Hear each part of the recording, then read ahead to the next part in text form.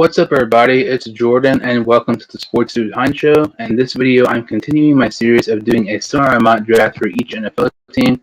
I just got done doing a semi mock draft of the Detroit Lions, and they picked 7th overall. So next is 8th overall with the Carolina Panthers. I'm live on YouTube, doing this video live like every single video I do. And something to take into consideration before I start this mock draft: that this mock draft, just like all the other mock drafts I do, are from ProFootballNetwork.com. Their mock draft simulator. I do not dictate, what players, fall or reach or, anything like that. So we'll go ahead and get started here with this Carolina Panthers similar mock draft. And, to start right off the gate, this is a very intriguing pick in the first round. I know it sounds crazy. I am taking Trey Lance, the quarterback of North Dakota State.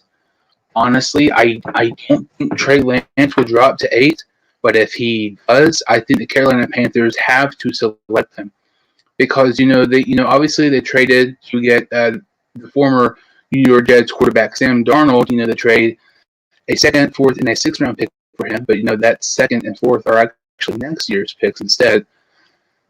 And they missed the Deshaun Watson sweepstakes. They were in there for a while, but, with the allegations and everything, it may look like Deshaun Watson may not even be traded now. But Trey Lance reminds me quite a bit of Deshaun Watson. And, before the Carolina Panthers traded for Sam Darnold, there was lots of talks Trey Lance possibly going to Carolina. If it was mainly talks, if Trey Lance drops to 5, which honestly, with the San Francisco 49ers trading up, I think the biggest threats are the 49ers and the Falcons at 4. But, there was, possible trades, if Lance fell to 5, maybe Carolina would trade up to get Trey Lance. Obviously it's very, very unlikely they will trade up now. If anybody, in my opinion, I think they'll trade up to get Jamar Chase, and obviously that's very unlikely. But to me, if Trey Lance is there at 8, you have to get him. That's the best player available. That's still a team need, in my opinion. With the Sam Darnold trade, they did accept his 5th-year option. He's getting at least $18 million guaranteed in his 5th year, so he's under contract for 2 more years with the Carolina Panthers. And I do believe Sam Darnold is better than people give him credit for, but I would much rather have Trey Lance on a 4-year deal, possible 5, depending on the 5th-year option, than Sam Darnold making, quite a bit of money the next over 2 years. Let's say an instance, let's say you start Sam Darnold half the season and he does all right in Joe Brady's system. You trade him for a decent draft pick, trade him while he's his trade demand high, and then you start Lance because the Carolina Panthers are not a playoff team, so why not have Darnold play some and then maybe trade him midway through the season and then start Lance. I honestly think that'd be a smart way to do. Realistically, though, I don't think Trey Lance drops to 8, but if he does, the Carolina Panthers should be absolutely running to the podium with that pick. 8th overall. And this second round pick, too, to me, there is no better best case scenario picks here for the Carolina Panthers in rounds 1 and 2 because you get your franchise quarterback with Trey Lance. In the second round, I don't really know if this will happen. I honestly believe this will be the lowest he drops in the draft. This is the absolute max he will drop.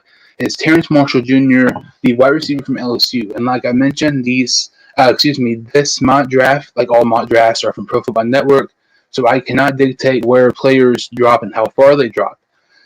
Obviously, Terrence Marshall Jr. dropping to 39 is quite of a, drop. Not many people would expect him to be here because, with his very impressive pro day, many people believe he will be now a first-round pick.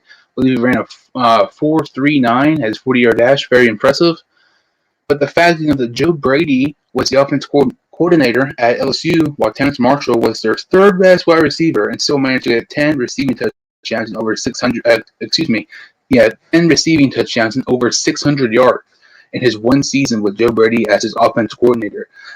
I think this is a perfect match for the Carolina Panthers offense. They have DJ Moore, who I'm a huge fan of. I think DJ Moore is arguably the most underrated receiver in the NFL, right up there with Bengals wide receiver Tyler Boyd. But, DJ Moore's contract's coming up to an end soon, so why not go ahead and get your possible DJ Moore replacement round 2 with Terrence Marshall. I think both these picks here so far for the Carolina Panthers are A+. just great picks here. And also round 3, I think it's a really nice pick. They get Liam Eckenberg, the offense tackle from Notre Dame.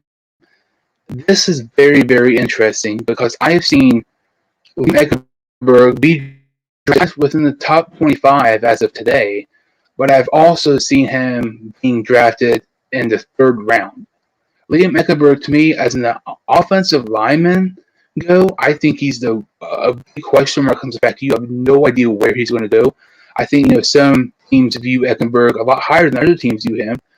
But I mean, this is probably going to be the best player available here. This is definitely going to be the best tackle available. This is another A+ pick for the Carolina Panthers.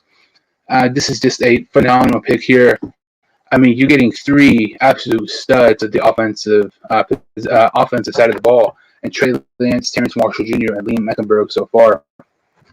And something else to take in consideration: last season, the Carolina Panthers, every single one of their draft picks they selected last season were on the defensive side of the ball. So expect them to draft more offensive players in this draft, be really offensive heavy in this draft. And speaking of defensive players, they do end up here in the 4th round taking their first defensive player, and they take Troy Williams, the corner from Syracuse.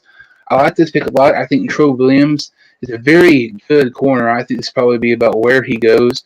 This is going to be one of the better players available here, and they could use some corner help. Troy Williams, to me, is definitely one of the best tacklers as a corner coming into the draft, and that's something you don't really see.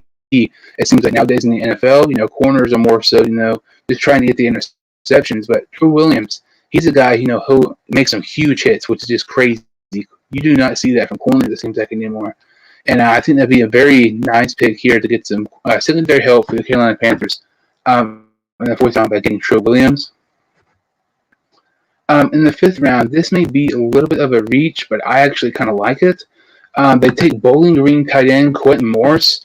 Quentin Morris is starting to go up the draft boards a little bit, and if you've paid attention to some of my mock draft videos before, I've had Morris been selected quite a bit throughout some teams because I think he's one of the more underrated small school prospects in the draft.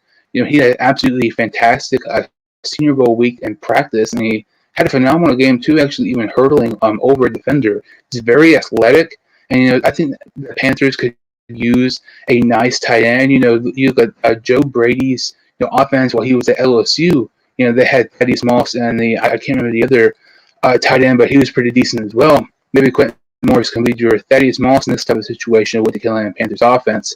They're still searching for that Greg Olsen replacement. I like Quentin Morris here in round 5.